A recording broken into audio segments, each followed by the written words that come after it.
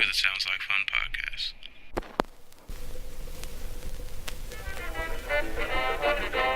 It don't matter underground or the mainstream. We taking over everything, American dreams. Make a move, long nights to the light beams.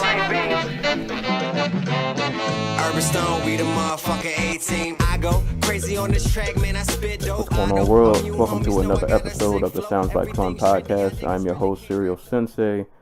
Thank you guys for listening, checking me out. You can listen to this podcast on YouTube. If you're on YouTube, please like and subscribe. You can also check out episodes of this podcast on my SoundCloud page, which I will leave in a link to the description below. That is also where I host my other podcast, the Dojo Talk podcast, which I co-host with my homie, the Antaku, and we cover combat sports, UFC, Bellator, MMA, kickboxing, boxing, all that good stuff. So if that is something you're interested in listening to, or you just want to listen to this podcast on SoundCloud as opposed to YouTube, you can go over there and give that a look. I will be dropping plenty of content as I'm on vacation and I have a lot of free time on my hands, and I plan on recording a lot. So give that page a look. There'll be a lot of content coming. Just going to try to pump out as many album reviews as I can while I have this time on my hands. But I got to get right into this episode because this might be a long one. I ain't gonna lie to y'all. I might have y'all here for a little bit with this one because there's a lot to unpack with this bad boy. So without further ado, the album I will be discussing, Lupe Fiasco, Drogas Wave. This is Lupe's, I think, 7th album. It's either 6 or 7. This is the follow-up to Drogas Light, which came out in 2017. That album did not sit very well with me outside of about 2 to 3 songs. The rest of that album I did not care all that much for, but Lupe is just one of those guys that when you've given me bodies of work like The Cool, which is like one of my all-time favorite albums, when you've given me Food and Liquor, when you've given me Enemy of the State, and just, other just random like Lucy's that he's dropped, SLR, Tetsuo and Youth, you gave me Mural, like there's just, he's given me so much great work that like even when he has his missteps, I'll always come back. Because I'm like, he's given me so much great, just mind-blowing material that I'm always willing to give him a listen, just in hopes that the next one will be the one. Like, he gave me Tetsuo on Youth, and I was like, yes, Lupe's back on, he's back on track. I can rock with this. Then he gave me Drogas Light. I was like, ugh, why did you do this to me? why did you stab me in the chest like this? But, yeah, man, we've heard about Drogas Wave for a while. If you've been following Lupe, he's mentioned this album plenty of time over the last few years, and it's finally here, man. So let's talk about it. And like I said, this episode might be a little long because it's a lot going on with this project. But so how do I even start this? I guess before I even really talk about the album, one thing that is very important to understand about this album is you really need to understand the concept that he was trying to do, because I feel like if you don't get the concept, then there's a lot on this album, especially like the first half of this album, that will completely go over your head. It probably won't make any kind of sense. You'll be like, Lupe, why are you talking about walking in water with whales and dolphins? Like, there's a lot about this album that will not make sense to you. So just to clarify that, if you don't know, if you happen to be listening to this review before you listen to the album, or maybe if you just didn't know, if you just listened to the album and maybe you enjoyed it but you didn't really understand what he was talking about, in an interview with Billboard that he did, I don't know if that was earlier this year or last year, but I just pulled up the quote. So Lupe's description of kind of like the idea of this album, he says, and I quote, it's about a group of slaves on a slave ship on their way to Africa to the West Indies, and they are thrown off the boat. but they didn't die. They stayed alive and lived under the sea, and they dedicate their lives to sinking slave ships. So they become this super underwater force against slavery. It's like a super deep story that I'm building on different fronts, but that's the main idea and source material for the album. So I know that probably sounds like mad crazy, but I think it's actually a pretty dope concept. But that idea is very essential to understanding and enjoying this album, because he really does follow a narrative all throughout this album, from topics to even like the way the songs are sequenced. So it's like really important that you understand that narrative, because like I said, a lot of this album just won't make sense to you. It might just be a bunch of noise, a bunch of words. But with that in mind, and keep that theme in mind as I talk about this album, let's dig into production first. So the production credits I found, which was actually a pretty good handful of people. Hopefully I didn't miss anybody, but there was a lot of production. Lupe himself produced a few tracks on here. Dylan James, soundtrack. Christopher Columbus. I don't know. It's like Columbus, but with Kill. You get it. Boykin, Freeway TJ, S1, Louis Manuel. I don't know if it's Tech, spelled T3K, so I'm assuming that's Tech.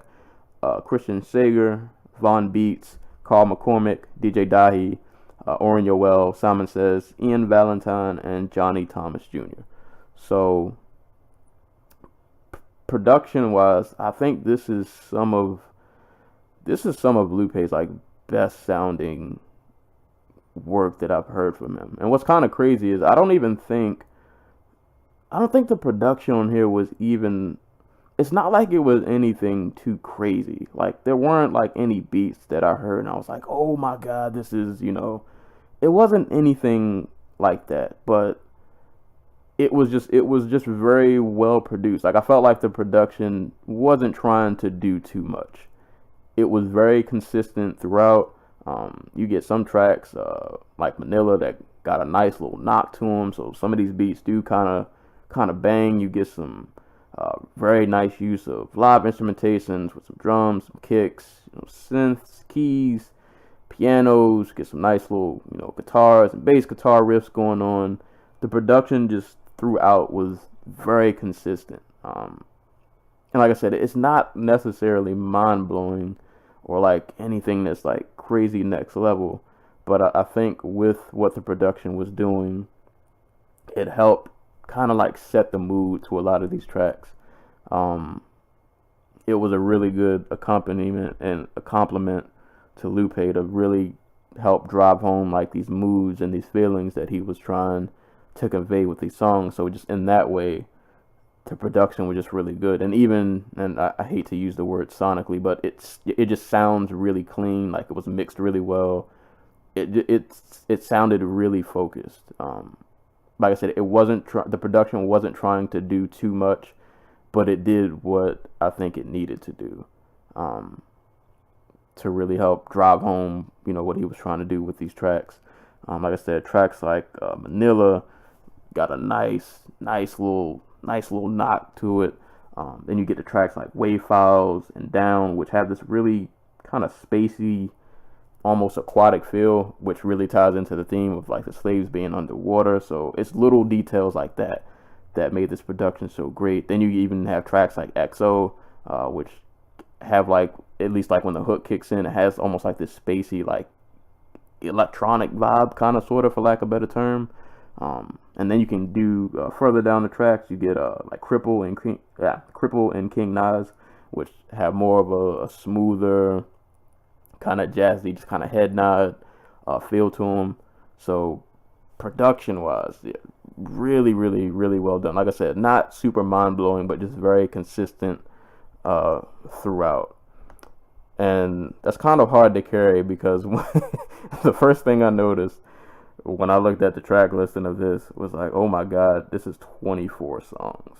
Like, Lupe, I hope you know what you're doing, bro, because if you give me 24 songs and this is trash at the end, I am livid. Livid. And I mean, some of these tracks out of the 24, are interludes, but like even if you take away the interludes, this is still like a 19-20 track album, even if you take off the interludes. So like regardless, this album is a pretty long listen. I want to say it clocked in at it's like an hour. It was like a movie length. Like this was a really long album, but it honestly didn't. I've listened to this a bunch of times, and I don't know if it's just because I ended up really, really, really liking this, but it didn't feel like 24 songs. Well, partially because when I listen, I'm skipping skits, but like you get it. Like you listen to some albums that are that long, and it literally just it feels like a drag to get through. But this didn't give me that feel. Like I listened to this, and even when I'm skipping around, like it doesn't feel like a drag because I'm enjoying it so much. So props to him. Though like I said, in my personal taste, I would prefer albums to be.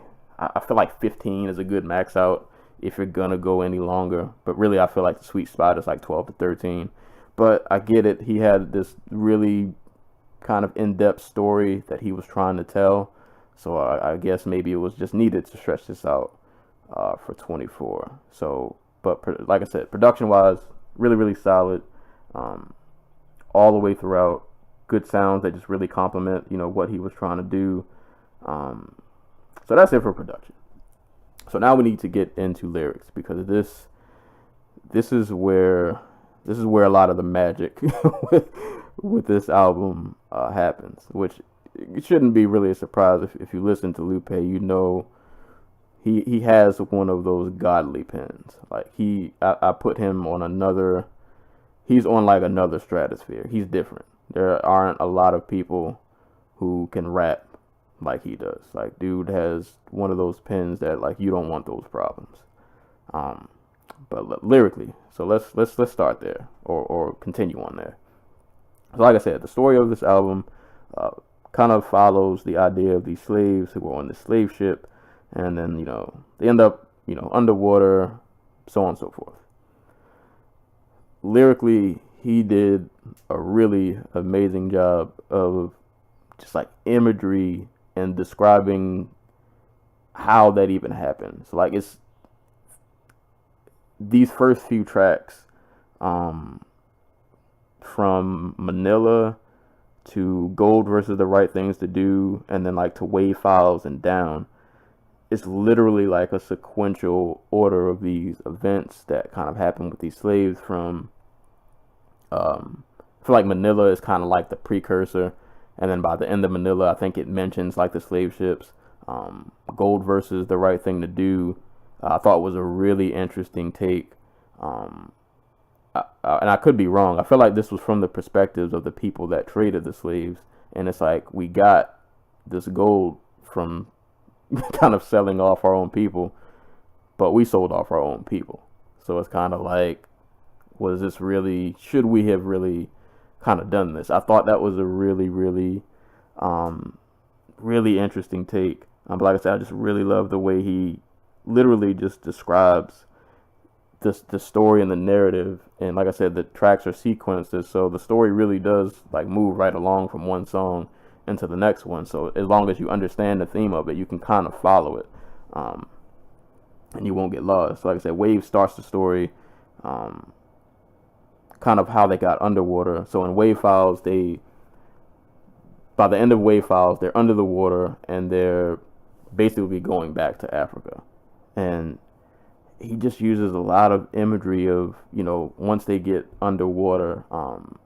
There was a line, I don't know if it was in Wave Files or if it was in the song before that, but like at the end of the song, they fall off the boat and they think they're going to drown. Instinctively you fall off a boat, you're thinking, this is it, this is over. And there's a voice underwater that just tells them like, just breathe, like you're fine. And then they run into this whole civilization at the bottom of the ocean, and they find out like, oh no, it's good out in here. Like we can live underwater. It's all good. And that is really further driven in the song Down, featuring Nicki Jean, where they're literally talking about like, oh, we're interacting with the sea life, these whales. You know, we cool with the whales, we chilling with the lobsters, like we hanging out with the dolphins. Like it's all good in this little underwater, you know, society we got going on down here. And it's really crazy how he is just able to tell these stories. And you would think listening, like you would think trying to pull something like this off, like delivery wise, it wouldn't sound good, like it would sound forced. But to me, it didn't sound forced at all. Like this literally sounded like a really awesome concept that he really took some time and thought about, and he delivered it in a way that it does sound good to listen to. From, like I said, from production and just his lyrics and the way, and like I said, you know, Lupe, dude is a super wordsmith. Like he's really great at just being able to describe things, and even though he kind of speaks in parables and metaphors a lot of the time, this was definitely an album that while I was listening to, I was reading the lyrics, and I'm pretty sure, like a lot of Lupe songs, even knowing the background of the album and understanding some of the references, I'm pretty sure there's a good ton of this album that probably flew right over my head, and I'll catch a bar like 5 years from now and be like, oh, that's what he was talking about.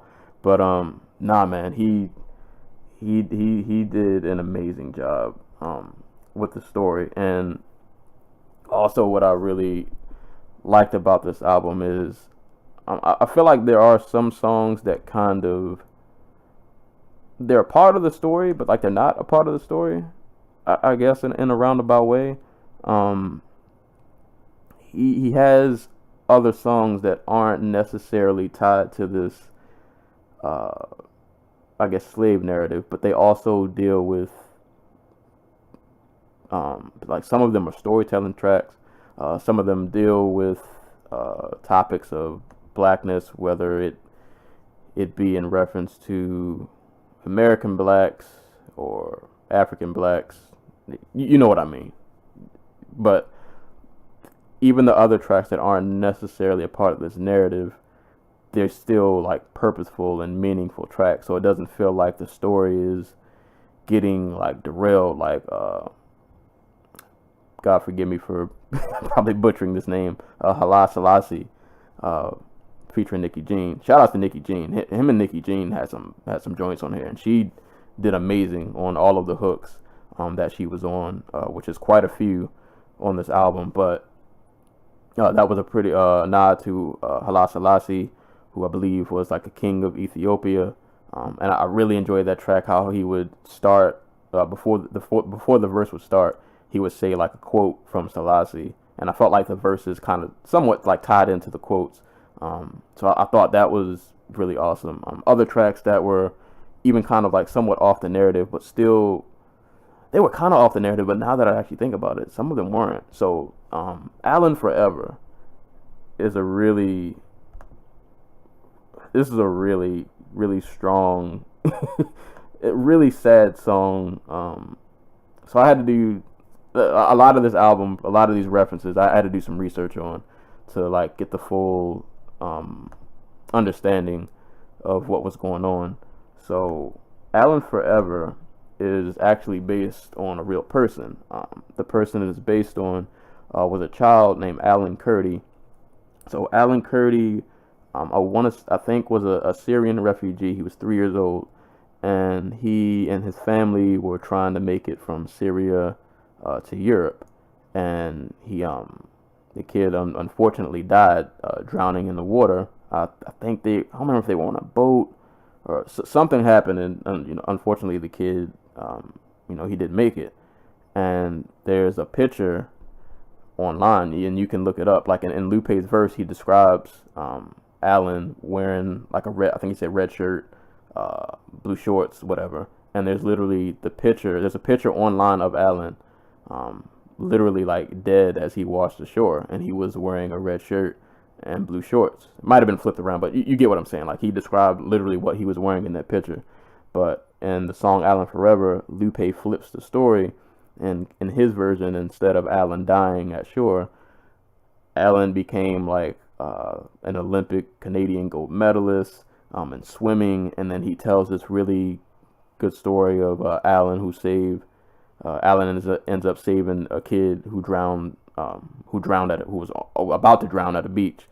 He has references like, Alan was like the greatest swimmer ever, and Michael Phelps was his coach. It was really crazy how he kind of flipped the story around. It was just a really, really touching track. And he has another track on here called Janala Forever. Sorry if I'm saying that wrong. Janala Forever, and I think this was actually an old song. I didn't know this, that apparently this song had came out a couple years ago, but this was my first time hearing it, so it was still brand new to me. But this was also based on a real person. Janala Watkins was a 6-month-old who was killed by a gang member in Chicago, and in Lupe's version, he flips her story into Janala grows up. She becomes like a person in the medical field. She gets offered, she's obviously like, she's very smart, very intelligent. She gets offered, a lot of these high-paying jobs and, places that want her to work for them. And instead of going to work in these far-off, like upscale places, she wants to stay in her neighborhood, and she opens up a clinic there to the people in her neighborhood who like can't afford it. The clinic's free, so people can just come and get treatment when they need. And then the song ends with her helping a baby who I believe got shot. So it was just really crazy how he was able to flip these real life tragedies and just kind of like reimagine them in another way. So like tracks like that were just really, really awesome. Imagine that, where he goes into detail kind of about like his record deal situation at Atlantic, and not really having regrets, but he really just goes into deep detail about how all that went down. Kingdom with Damian Marley was really awesome. King Nas, man, it's so much good like content in this album. Like I said, this story and this idea of the slaves going back to Africa, living underwater. The way he just describes it it's just really crazy. Like just the imagery and the way he ties it all together it's crazy how good this turned out. So like I said, you get to follow this narrative the entire time through the album, and even when it kind of strays into other areas, it's still awesome. It's still great.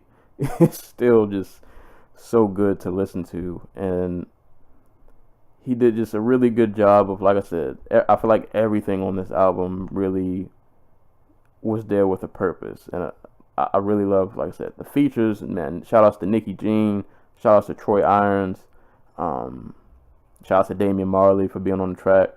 Was this Alina Penderhughes? Just perfect use of features. Like all of the features really did their thing. But like I said, Nikki Jean really, I thought, shined on this album. I really enjoyed all of her features. Those two definitely have a great chemistry, which isn't surprising. If you listen to Lupe since the beginning, he's always collaborated with Nikki. And even Troy Irons. Troy Irons was on Tetsuo and Youth. So those two always just make a great. They make a great duo. But like I said, just a lot of these topics and just the way he was able to just paint like this alternate just reality where he flipped the whole slavery narrative into something else. And it was, you could tell he took a lot of time to come up with this. Like, it was this was very detailed. I definitely, like, he didn't just like wake up and like just slap this together. Like, this was very, very well thought out, and he really just kind of covered the topic of blackness, but he put like such a crazy flip on it. The way he was just, like I said, he altered the slave story and just created his own just like alternate reality with it, and just made like an entire album based on that concepts and other concepts that are kind of like somewhat related to that. So production, bars, concepts, I enjoyed this album way more than I thought I was. Like I said, when I first went into this, I saw 24 tracks. I got nervous. I listened to it, and now I've listened to this album so many times, and like every time I listen, I start just finding new tracks that I start to like. more and more that maybe I wasn't paying too much attention before. But man, I've been rambling for a long time, so I'm gonna just let me rattle off some of my favorites. Allen Forever, I already described the story of that track. That's a favorite. Janala Forever is a favorite. Timbuktu Day, I liked I mentioned that too, because aside from concepts, we all know that Lupe got bars. We know the man can rap. I love Happy Timbuktu Day. I love his flow on there, definitely with the bars. And the last track, man, Mural Jr. When I looked at the track listing, I literally looked up at the track listing and I was like, Mural Jr. I hope this is great. If everything else on this album is trash, get me to Mural Jr. and let it be what I think it's gonna be. And for those who don't know, Mural was a track off of Tattoo on Youth. It was actually the opening track to the album. It's probably one of Lupe's greatest songs that he's ever made. It is a straight up like metaphorical bar fest, and Mural Jr. is no different. I don't know if it's better than Mural, but it's like it's right there. If it's not better than Mural, it's right there. Like it's right next to it. I love the line. Or the lines, these are real words. These are real words from a savage mind, unmaximized man on an average climb, who don't deserve the whole truth and only half your time. Fix the life of a whole booth, and only half a line. In the future life, I don't even have to rhyme. We'll get the entire Armageddon with only half the signs. Boy, this man, Barfest, man. Other favorites, like I said, Wave Files, the track of him just describing the slaves walking back to Africa, and like the cold, like spacey, aquatic feel of that beat. Going back to Happy Timbuktu, I like the line, hard and soft when I lay it down, got a Wu-Tang logo on my duvet, that's yin yang, that's Baby Boy and Ving Rhames, that's the best of both worlds, like God caused the Big Bang. Just bars, man. Down was another good one. I like that, where he's talking about being cool with the fish and the the fish and the all the sea creatures. I really love Nicky Jean's hook on there. It was just very descriptive. King Nas is another one. Like I said, I like the really smooth jazzy feel of that one. And Hala Selassie is definitely a favorite. The Nod to Selassie, I thought that's a really dope track. I like the vibe on that one. Gold vs. The Right Thing to Do is also a really good one, even though the whole like Jamaican accent he was trying to do kind of but I really like the concept of the track. But really, man, this whole album is really good. Stack That Cheese, which is kind of a nod back to Hip Hop Saved My Life. I don't think it's better to Hip Hop Saved My Life, but I just like that there was a kind of a throwback. And I think there are a couple songs on here where he kind of does these odes back to like previous songs that he's done. And Stack That Cheese is, like I said, it's literally kind of like it's kind of an ode back to Hip Hop Saved My Life. And if you listen to it, you'll get it. But I really enjoyed this album, and I can't really say there are any songs. The only songs on here I don't really listen to, and I don't even think it's because they're bad. It's just because there are other songs I like so much more that I tend to skip like the middle section of this album. Or really, it's only two songs: "Stronger" and "Sun God Sam" and the California Drug Deals. I always just pass over those tracks, and then I end up on like Cripple or King Nas or Question from Chairman Fred, or I'll go back to Mio Jr. for like the 80th time. But nah, man, and I'll end this here because I've been talking for a while. But after I listened to this album for about the fourth time, I was thinking like, where does this rank in Lupe's discography? And I know I might be being prisoner of the moment, but just a quick look back. So I just went to compare this to his other works, and first I thought of, well, is this better than Tattoo on Youth? And I was like, yeah, I feel pretty comfortable saying this is better than Tattoo on Youth. I don't think that's a question. Is this better than Drogas Light? Uh, do we really even need to say? Definitely. Is this better than Lasers? It's definitely better than Lasers. Is this better than Food and Liquor 2? You know what? I never even all the way listened to Food and Liquor 2, and I guarantee you it's better than that. So that would leave you with The Cool and Food and Liquor. Now, personally, for me, The Cool is my favorite Lupe album. That's one of my all-time favorite albums ever. But I had to really think about it. Like, I don't know if it's better than The Cool and Food and Liquor, because I think for those albums, for a lot of people, and even for me, those albums hold a significant nostalgia kind of to them, and they were also just phenomenal projects. But I think those albums probably just mean a lot to people who, when a lot of us, at least if you're my age, you were probably in high school when Food and Liquor came out, and it just kind of holds that nostalgic meaning to you. But Drogas Wave has to be up there with some of his best work, because I think there are just things, even if it's not his best album, there are things he did on this album that I think he's done better than any other project. Like I said, this is easily his most well produced album. I think in terms of concepts and just songs in general, these are some of the best ideas that he's managed to flush out over tracks. So there are things on this album I think that he hit another level, and I think it's just crazy that even if you go back and listen to Food and Liquor and The Cool, he was a monster then, and then you listen to tracks like Mural on Tattoo on Youth, and you realize yo, he's still hitting another level, and then you listen to this, and it's he might still be getting better. And like I said, projects like this are why, no matter how many bad albums he gives me, or if he has a misstep here or there, he'll give me a Drogas Wave, and I'll be right back. And I'll just act like those other missteps just didn't happen, because I'll get a project like this that I just enjoy so much. I could go on and on, but it's been a little over half an hour, so I'm going to shut up.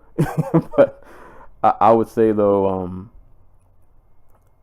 listen to this album more than once, because the first time I listened to it, I liked it, but I wasn't super thrilled.